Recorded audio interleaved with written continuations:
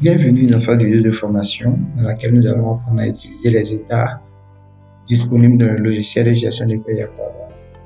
Comme nous pouvons le voir, nous avons plusieurs petits états, des états sur le personnel, des états périodiques de paye, des états classiques et des états de déclaration. Nous allons voir au fur et à mesure à quoi servent ces différents regroupements. Nous allons commencer par les états sur le personnel et cliquer sur le registre du personnel. Donc le logiciel nous affiche, comme on peut le voir, le registre du personnel avec toutes les informations qui apparaissent. Je descends pour voir le bas de la liste. Donc on peut voir ici le registre du personnel avec les informations qui ont été énumérées. Nous allons passer au second état des états sur le personnel qui va donner la liste simplifiée des salariés. Donc nous pouvons faire un filtre pour spécifier quel groupe faire apparaître. Ici, je vais choisir tous les groupes pour dire que je ne veux aucun filtre. Donc on peut faire le filtre par profil, par fonction, par affectation, etc., etc.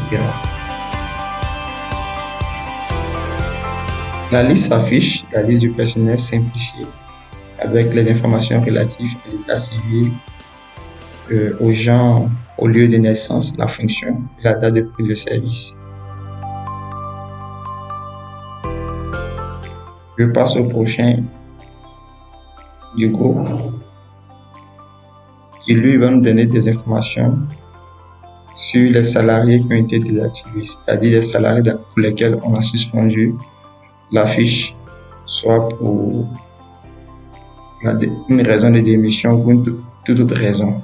Après cela, je passe à cet état qui va me donner la pyramide des âges de mon entreprise avec les différentes tranches qu'on a spécifiées auparavant et les tranches en fonction des hommes et des femmes.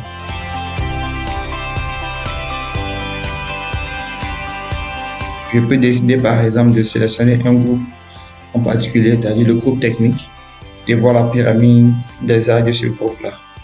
Donc ici, le logiciel m'a affiché la pyramide des âges du groupe technique. Après cela, je vais passer au tableau. Ici, cet état va nous donner un tableau synthétique qui prend en compte les informations que nous avons précédemment dans la pyramide des âges.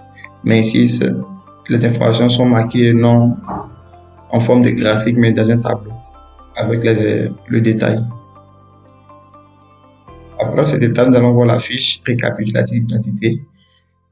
Cet état va nous donner la fiche de tout le personnel, c'est-à-dire les informations de la fiche de chaque salarié, les uns à la suite des autres. Donc le logiciel commence à générer la fiche de chaque salarié. Sur la fiche, on peut voir des informations synthétiques. Donc, on a tout le détail du salarié avec d'autres informations qui lui sont relatives.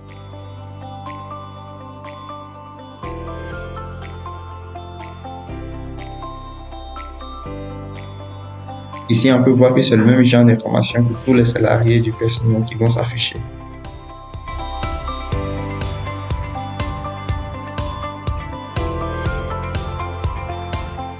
Après cela, on peut voir le relevé nominatif des salaires. Donc ici, j'ai le relevé nominatif des salaires de la base des mots que j'ai créé. Lorsque le salarié quittera l'entreprise, à partir du logiciel, on peut générer le relevé nominatif des salaires sans problème.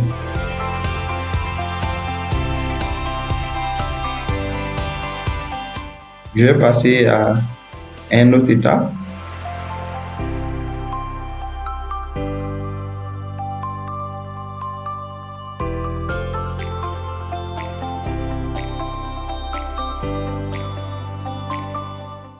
Ici, j'ai le relevé nominatif, j'ai un relevé nominatif avec certaines informations.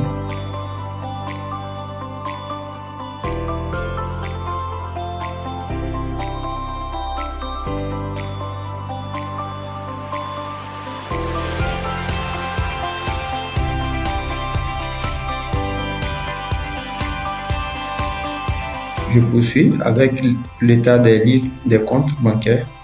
Donc cet état va nous lister les salariés par banque.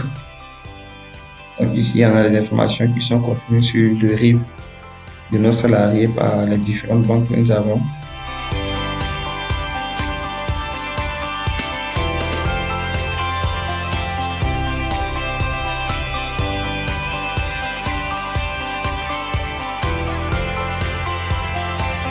Après la liste par banque, je peux faire apparaître la liste des parts fiscales.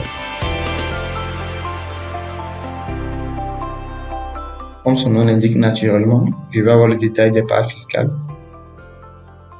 Donc, j'ai le statut matrimonial, le genre, le nombre d'enfants, et c'est à partir des informations que le logiciel détermine automatiquement le nombre de parts fiscales. Donc, j'ai le nombre de parts fiscales ici.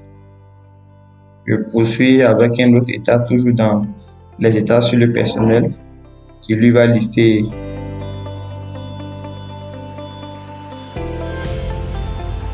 le numéro de sécurité sociale, le numéro CNPS de chaque salarié. Donc ici, j'ai le détail. Cette vidéo est maintenant terminée. Nous vous disons merci de l'avoir suivi et à la prochaine pour d'autres vidéos du même type.